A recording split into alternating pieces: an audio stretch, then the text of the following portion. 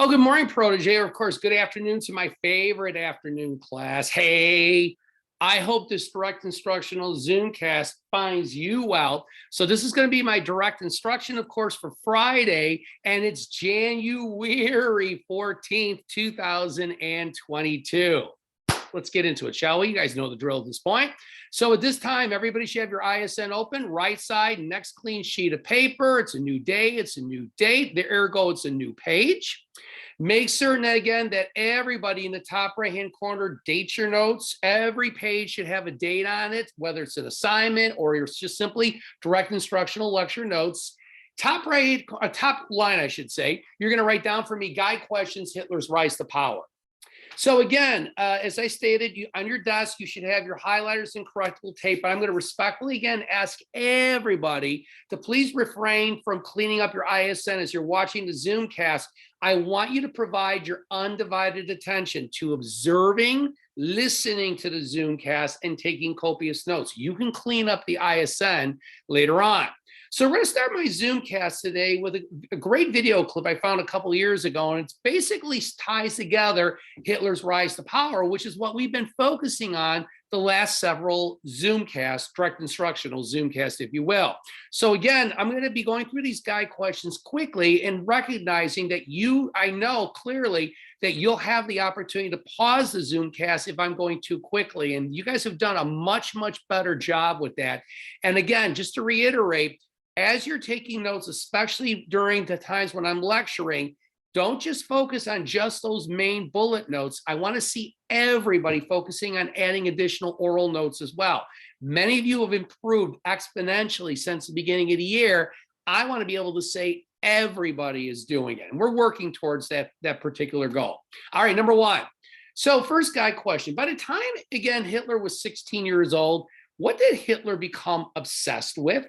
So again, I'm going to go through these guide questions relatively quickly. So again, as you're writing this down, you need to pause the Zoomcast to get yourself caught up. Please do so. Skip a couple lines between each guide question. Number two, in addition, what was the beer hall putsch? Remember I talked about this in the last direct instructional Zoomcast? So this is an opportunity for us to go back and dovetail back and tie together some loose ends. It's good reinforcement in telling the story. Number three, what did the Nazi Party promote to gain power? The National Socialist German Workers' Party, also known as the Nazis. Next guide question, what event greatly benefited Hitler and the Nazi Party? And again, this guide question ties into my previous direct instructional Zoomcast. I like the way this video clip is tying together all loose ends and, of course, telling the story. Ladies and gentlemen, so this video clip is approximately about 4.5 minutes long. Again, Hitler's rise to power, a great summary. Here we go. The last of the major dictators to rise to power prior to World War II arose in Germany. Who was Adolf Hitler, and how did he gain control of Germany? Early in his life, Adolf Hitler hoped to be an artist, but his father refused to allow him to attend a classical school. As a result, Hitler intentionally failed in his studies and dropped out of high school. By the age of 16, Hitler had become obsessed with politics. While living in Vienna, Hitler also developed a strong hatred for the non-German races in Germany and Austria. Before reaching adulthood, Hitler became what he would remain to his dying day, a fanatical German nationalist. Hitler went on to serve in the German army during World War I, where he won the Iron Cross for bravery on 2 separate occasions. Following the war, he remained employed by the military as part of the political department. In September of 1919, Hitler was sent to investigate a tiny political party in Munich, which called itself the German Workers' Party. Finding himself impressed with their policies, Hitler joined the party. He quickly became one of the most influential voices of the group, and in 1920, the name of the party was officially changed to the National Socialist Party, or simply the Nazi Party. Hitler's first attempt at seizing power in Germany came in November of 1923 during an incident known as the Beer Hall Push. The Nazis hoped to replicate Mussolini's march on Rome by seizing control of the government in Munich, the capital of Bavaria. The police opened fire, and 16 Nazis were killed. Hitler escaped, but was arrested 2 days later and sentenced to 5 years of incarceration. Hitler spent his time in prison dictating what would become the first volume of Mein Kampf, a book that was, in part, an autobiography and also a collection of Hitler's philosophical thoughts. In this book, Hitler stressed the superiority of the German race, a desire to rule Europe and the world, and an intense hatred for the Jewish people and religion. Mein Kampf only sold 9,000 copies in its first year, but as the Nazi Party grew, so did the book's popularity. In 1933, it sold 1 million copies, and Hitler became the most prosperous author in Germany. Hitler's rise to power came amidst a wave of public anger. Hitler and the Nazi Party appealed to the emotions of the people by emphasizing Germany's humiliating defeat at the end of World War I and declaring that Jews within the government had caused the nation to capitulate. When the Great Depression began, support for the Nazi Party swelled. As unemployment rose, the Nazis exploited the resentment Germans held for their government. In the 1928 elections, Nazi candidates received fewer than 1 million votes. However, 2 years later, after the Great Depression began, the Nazi Party received 6 million votes. In 1932, the number rose to more than 14 million votes. And the following year, Adolf Hitler was named Chancellor of Germany. So again, some takeaways as you're watching that video. Number one, again, mentioning about how Hitler was focusing initially in his rise to power on Benito Mussolini, the way he was able to systematically seize control of Italy.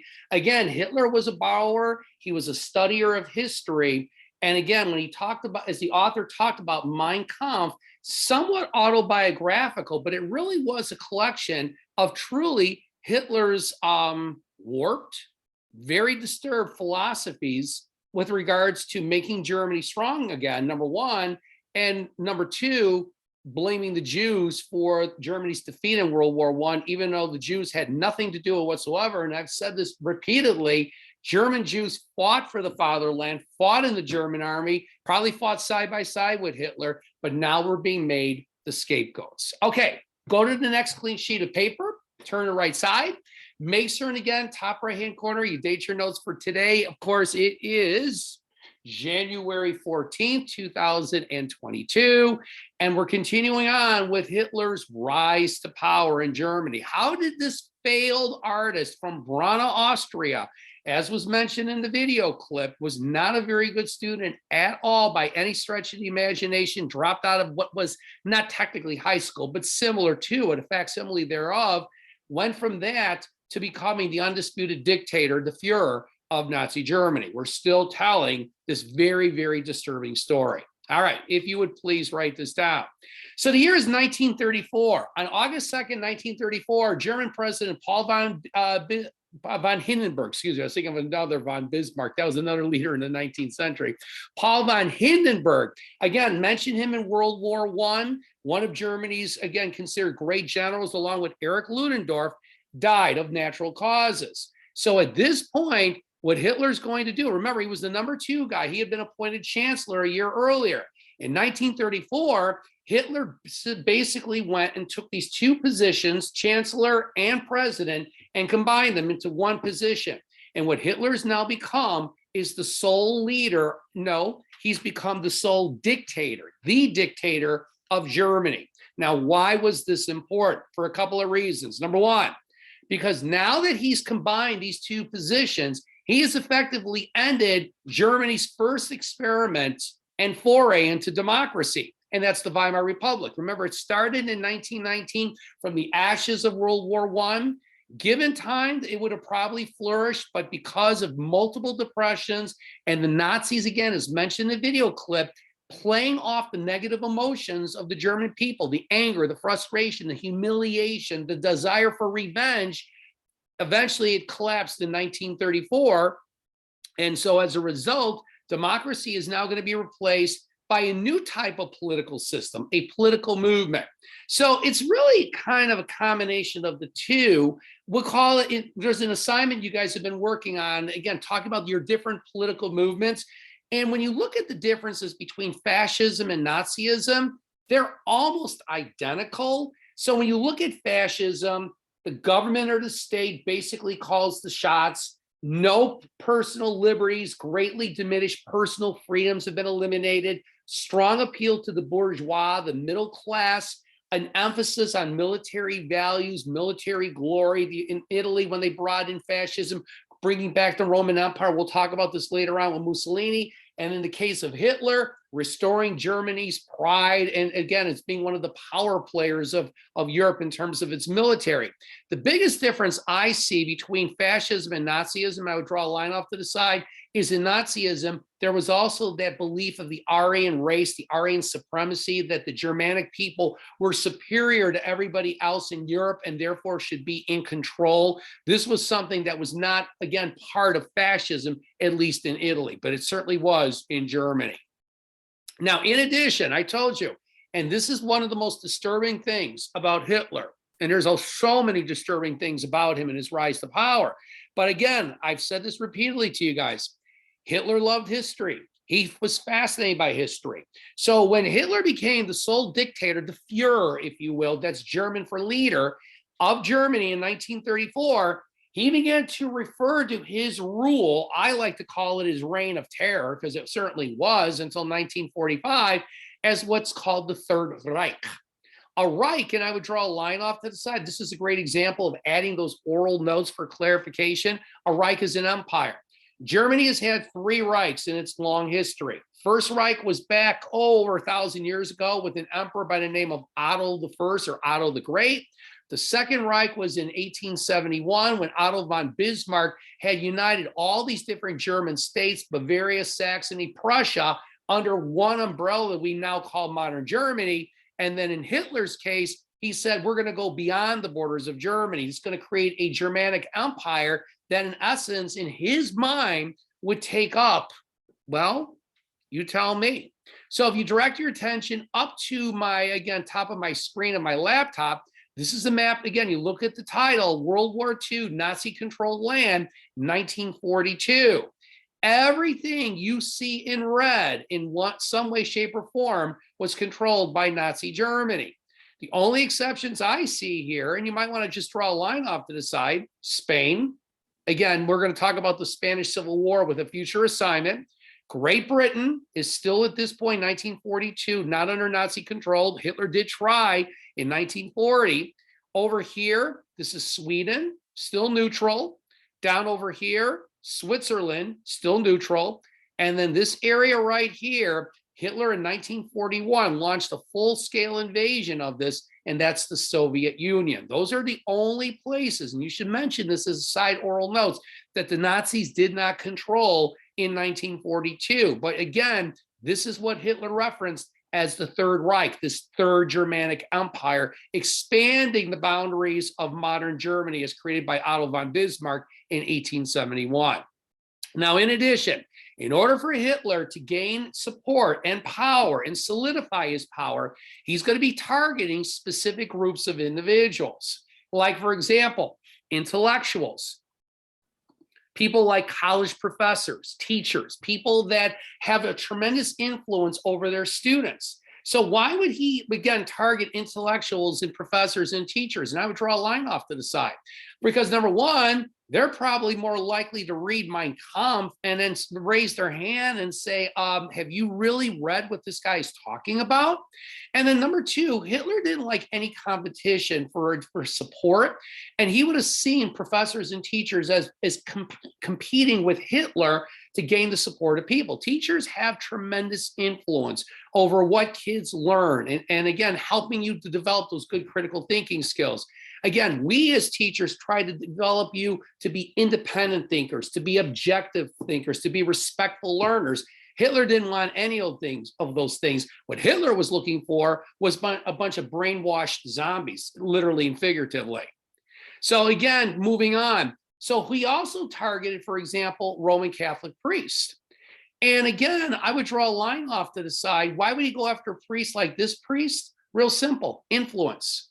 Because if you're raised Catholic, I was raised Catholic, the priests have a tremendous influence in terms of, the way you think and the way you look at religion and so on. And ironically, as Hitler was again trying to solidify his power between 1934 and 1939 at the start of World War II, Hitler was raised Catholic. And he targeted Catholic priests. He had no love lost for the Catholic Church. He saw them as a threat. He saw them as competition. He wanted everybody to provide their undivided attention to him. Now, in addition, Hitler also targeted communists. He hated communists. That was one of the earliest groups he targeted. He went back to the Russian Revolution of 1917, when the communists eventually took over in 1918, Vladimir Lenin then taking Russia and creating this empire called the Soviet Union. Again, this was something that Hitler talked about a lot in his autobiography, Mein Kampf, his hatred of the communists. He also targeted gypsies, this nomadic group of people primarily in Eastern and Central Europe. He considered them to be inferior. He also targeted the physically disabled. He considered them to be weak. And anybody that he considered in his mind to be weak, like a good example, he would have targeted Franklin Roosevelt. Remember, Franklin Roosevelt was physically disabled because of polio. He would have considered Franklin Roosevelt weak and needed to be, quote, in Hitler's warped mind, removed, which we'll be talking about later on. But the group that in particular will receive the biggest brunt of Hitler's vitriol hatred and desire to eliminate has got to be the Jews. They were one of the last groups he focuses on, but this is going to be one of the biggest groups that he will absolutely target. So if you direct your attention up to my laptop screen, these are police officers right here. These are actually part of the SS, the special elite group, if you will, of the Nazi party, at least in Hitler's warped mind, they were elite. And these gentlemen right here, this is the Star of David, they are being singled out because they are Jewish, even though they are citizens of Germany. So what I'd like everybody to do is I'd like you to skip a full page and I'd like you to go to the right side of the next clean sheet of paper. And once again, I would like everybody to date your notes for today. It is, of course, January 14th, 2022. Going to now watch a video clip. It's on what's called the Nuremberg Laws of 1935. So this is 1 year after Hitler had become Fuhrer, or sole leader or dictator of Nazi Germany.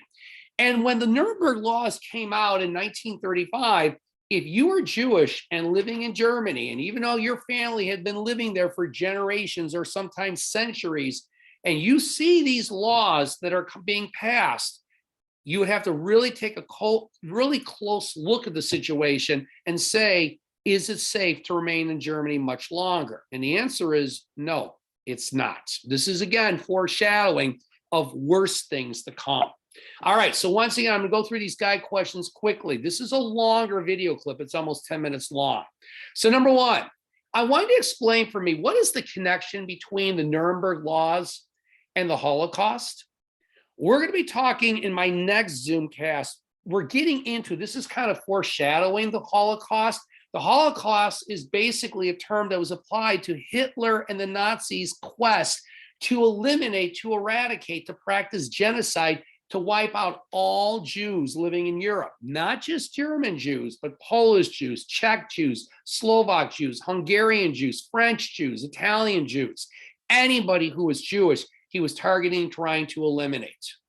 Number two, how far back does the history of anti-Semitism go? Remember, we talked about anti-Semitism in an earlier Zoomcast. strong negative feelings, emotions, and frequently actions, negative actions directed towards the Jewish people. Hitler didn't invent anti-Semitism. He used anti-Semitism. He was a user. He was not an original thinker. He used whatever he felt was necessary to gain support and solidify his power. Number three, who is blamed for Germany's loss during World War I and the subsequent Treaty of Versailles? The Treaty of Versailles, of course, was the treaty that officially ended World War I in June of 1919. And again, if I'm going too quickly, pause the Zoomcast. Give yourselves a chance to get caught up. Next guy question. In 1933, when Hitler became chancellor, he's not sole dictator yet, that's a year later. What rights and freedoms were denied to German Jews? So already the wheels are being set into motion for anti-Semitism. And basically what's happening is this is basically the story that is leading to what we call the Holocaust, capital H. And that was as a result of what's called the final solution, which I'm going to be talking more about in my next direct instructional Zoomcast. 1934, when Hitler becomes Fuhrer, there's that word that I've mentioned a couple times. Fuhrer is German for leader. What rights and freedoms were German Jews denied? Remember, these were citizens of Germany. These were people that fought for and supported Germany during World War I. And now they're being targeted, they are being attacked, they are being discriminated against. In 1935, what did Hitler break? This isn't the first time he's going to break something. In this case, it's not literally, it's figuratively. No, I guess you could say it's literally too. In 1935, what were the two major groups of laws and restrictions of the Nuremberg Laws? How they broke it down. And again, if you're Jewish and you're living in Germany and these laws are coming out, you need to seriously reevaluate how much longer you want to stay in this country before it might be too late. A couple more guide questions. This is a long video, but it's a very powerful one. What other groups in Germany were impacted by the Nuremberg Laws? Wasn't just the Jews. They were the biggest group that was targeted, but there were other groups as well. Actually, this dovetails back to my earlier lecture, direct instruction. How did the Nuremberg Laws impact German Jews specifically? In 1938, what event occurred as a result of the Nuremberg Laws? There's a direct correlation between this horrific event in November of 1938 and the Nuremberg Laws 3 years earlier in 1935. So by 1938, if you're Jewish and you've been living in Germany for centuries or generations, you need to seriously reevaluate how much longer you want to stay because it's becoming unbearable and utterly unsafe. In 1948, what was the Universal Declaration of Human Rights? And how does it tie in with Jews, not just German Jews, but Jews throughout Europe? Anywhere that the Nazis had gone in and seized control over, they will be the first group that's targeted. So this ties in with the Nazis targeting different groups of Jews throughout Europe, whether they're Greek Jews, Italian Jews, Polish Jews, Soviet Jews. And this all comes together, ties together. All right, ladies and gentlemen, this video clip is pretty lengthy. It's almost 10 minutes long. By the way, this is a student-generated video, and anytime I could find student-generated videos, I try to work these into my PowerPoints and ultimately into my Zoomcast. This is really well done by these two young ladies. Here we go. The Nuremberg Laws, 1935. On September 15th, 1935, Germany passed the Nuremberg Race Laws, stripping thousands of Jewish men and women of their rights and citizenship. European anti-Semitism had existed since the ancient Roman times, but when Adolf Hitler passed the Nuremberg Race Laws in 1935, he completely denied certain rights to Jewish people in Germany. The original laws were one of the first steps the Nazis took to suppress the Jews. In the short term, these laws were the building blocks of the Holocaust, which killed millions of Jews all over Europe. In the long run, the laws resulted in treaties and pacts, such as the Universal Declaration of Human Rights that protect all people in the world. The Nuremberg Race Laws, the first step in the suppression of Jews in Europe.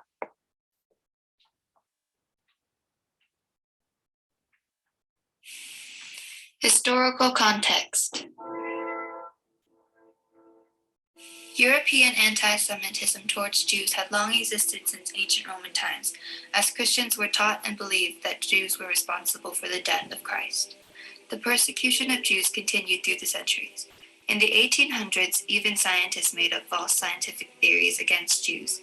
Christians still had the feeling of distrust towards Jews in the early 20th century. They were a minority and still remained the, quote, focus of racist feeling that sometimes flared into violence, unquote. In 1918, Germany lost World War I and was forced to enter the Versailles Treaty, a treaty that forbade Germany from making any weapons, reduced Germany's army, and took control of their key industrial areas. Germany was also forced to pay compensation for the war, which caused Germany to plunge into depression. The Nazi Party blamed their imagined enemy from the inside of Germany for their lost and failing economy, the Jews.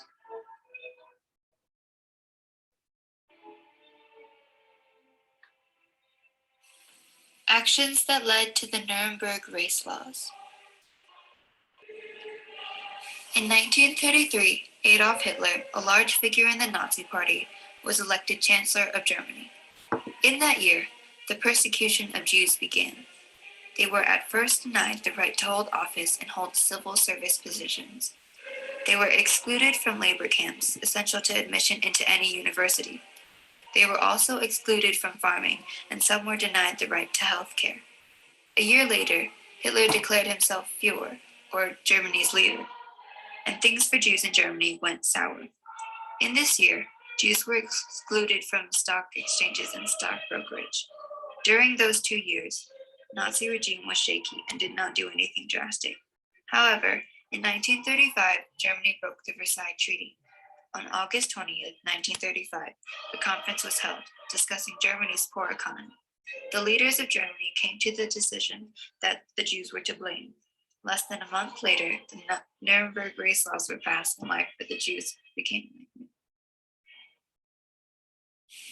The passing of the laws. The original Nuremberg Race Laws were passed on September 15, 1935. There were only two major groups of laws or restrictions. The first law was the law for the protection of German blood and German honor. It forbade any marriages or relations between Jews and citizens of German or kindred blood. They were forbidden to display the Reich flag or colors, but could display Jewish colors, a right protected by the state. This first law became effective on January 1st, 1936. The next law was the Reich Citizenship Law. It stated that a Reich citizen was only a German or kindred blood citizen. Only citizens of the Reich could enjoy full political rights. The first regulation of this law stated that if a person had 3 or more Jewish grandparents, they were a full Jew and were not a citizen of the Reich. Jewish officials were forced to retire under this first regulation. On October 18, 1935, the marriage requirements were instituted, and on November 14th, the Nuremberg Laws extended to other ethnic groups, such as Gypsies. Mischling were people who had 1 or 2 Jewish grandparents. The ones with 2 Jewish grandparents were eventually treated as Geltungsjuden, people who married Jews and were treated as full Jews. The Mischling were with 1 Jewish grandparents were allowed to keep their citizenship but could not receive military promotions. Short-term impacts.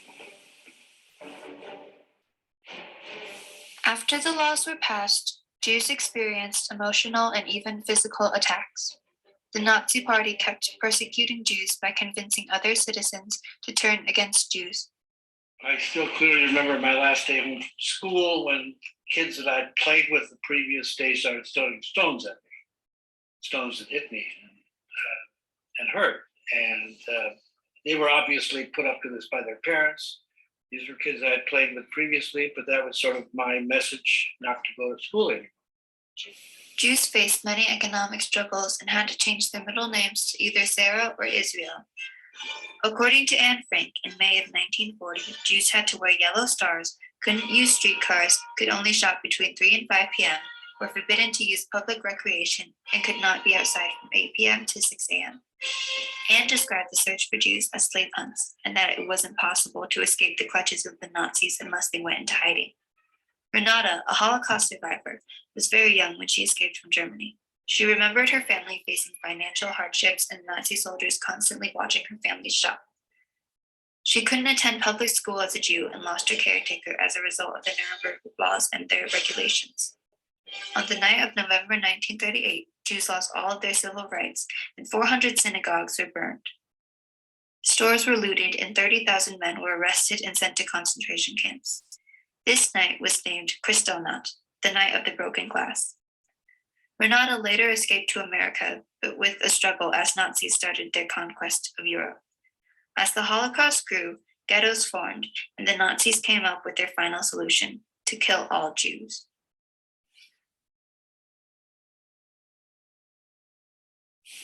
Long-term impacts. The Nuremberg Laws were a first step towards Germany's final solution of the Jewish problem, the Holocaust, where millions of European Jews were forced into concentration camps and killed during World War II. The Holocaust drew attention from countries all around the world. After World War II ended in 1945, the United Nations adopted the Universal Declaration of Human Rights in 1948. This pact was created because of what happened in Nazi Germany, and to make sure no laws similar to the Nuremberg race laws were ever passed again. This declaration stated that all humans that are born on Earth have equal rights, dignity, and are born free.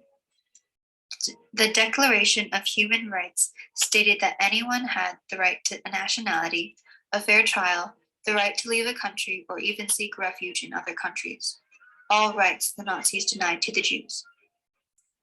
There are no religious, racial, color, gender, or language distinction to these rights declared by this declaration. However, this declaration isn't always respected. Other religious and or racial genocides have occurred since the Holocaust, but on a much smaller scale. In 1994, in the country of Rwanda, the Hutus started their genocide on the Tutsi people. They killed 800,000 men and women, nearly 3/4 of the Tutsi population. Although not led by a set of laws and regulations, the Rwandan genocide still defied basic natural rights bestowed upon any person born on this earth.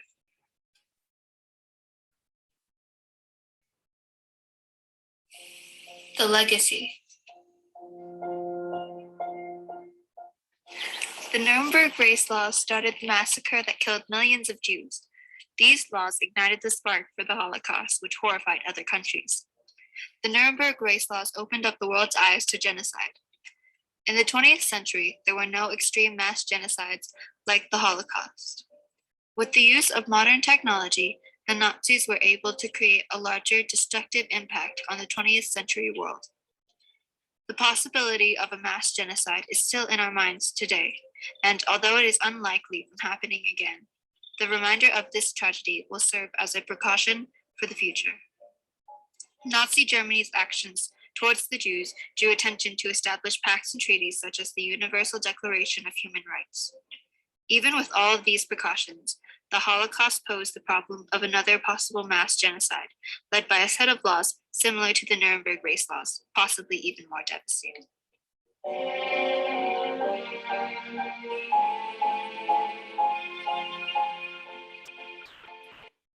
I thought those young ladies who created this video did a wonderful job. I love their pedagogy. I like the way they broke it down into segments in terms of following along with the story of, again, not just Hitler's rise to power. And again, Hitler was responsible for two horrific events in history. One, of course, is World War II, which we're in right now, but the other we're building towards is the Holocaust. The desire, the decision by the Nazi Party to basically annihilate and wipe out the Jewish population, not just in Germany, but throughout all of Europe. And this was all, again, part of Hitler's rise to power, tying in with him becoming Fuhrer in 1934. 1935, of course, you have the Nuremberg Laws. And as I stated earlier, if you are Jewish and living in Germany, you have to seriously reconsider how much longer you want to stick around. It is not safe. And by the way, I don't know if you caught with the part with the Universal Declaration of Human Rights in 1948, the person very instrumental behind it was former First Lady at that point, 1948, Eleanor Roosevelt, our old friend we learned about during the Great Depression. All right, finally, I want you guys to go back a previous page. I want to cover one more thing with you as we wrap up again today's direct instructional Zoomcast. So, as was mentioned in the video clip, November 10th, 1938. Again, this is 3 years after the Nuremberg Laws were passed by Hitler in the Reichstag, which basically was controlled by Hitler and the Nazi Party. Hitler orders what's called Kristallnacht. Kristallnacht is German. In English, it means the night of broken glass. So again, you talk about cause, effect, action, reaction. The cause, Nuremberg Laws. The action, the Nuremberg Laws. The reaction, the effect, Kristallnacht, the night of broken glass. So what's going to happen is the only way you can describe it, it's basically a rampage by the Nazis. And what the Nazis will do is actually it's over several days. It really gets going on November 10th, 1938. There's significance to that date I'll mention in just a moment. But Jewish synagogues, places of worship right here, if you direct your attention up to my laptop screen, this is a synagogue in Germany that was set on fire by the Nazis. And not just synagogues, but stores were vandalized and destroyed. As you can see from this photograph right here, windows were broken. And why were these horrific acts committed? Because, again, the Nazi Party were targeting the Jews. In their warped mind, they were the scapegoats why Germany had been struggling since the end of World War I. And by the way, the date November 10th is significant. You might want to draw a line off to the side. Oh, he picked this date intentionally because November 10th happens to be the birthday in 1483 of Martin Luther. Remember Martin Luther, 1517, he was responsible for the Protestant Reformation when he nailed the 95 Theses on that door in Wittenberg, Germany. But then remember, towards the end of his life, he again wrote the book, the very controversial book on the Jews and their lies, and how Martin Luther talked about on the Jews and their lies. He strongly urged the German people to go after synagogues, to go after German Jewish businesses and burn them down. And again, this is several hundred years later. Was it coincidence that Hitler ordered the Nazis to target synagogues and Jewish businesses, which happens to be the anniversary of the birthday of Martin Luther? You tell me.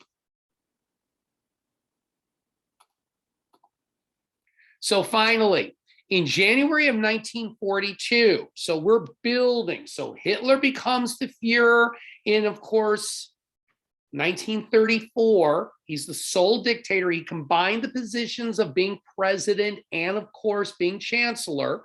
1935 to the Nuremberg Laws that basically define what citizenship is. And in a nutshell, if you were Jewish, you were not considered to be a citizen of Germany, and therefore you were denied all basic rights that other Germans enjoyed. 3 years later, you have, of course, Kristallnacht, the night of broken glass, coinciding with Martin Luther's birthday on November 10th. But of course, this is 1938. And then now, several years later, in January of 1942, now since 1938, German Jews had not only been denied basic rights and freedoms, even though they were always citizens, but not anymore, according to the Nuremberg Laws. Now what's happening is German Jews are being rounded up, placed into what the Germans called concentration camps.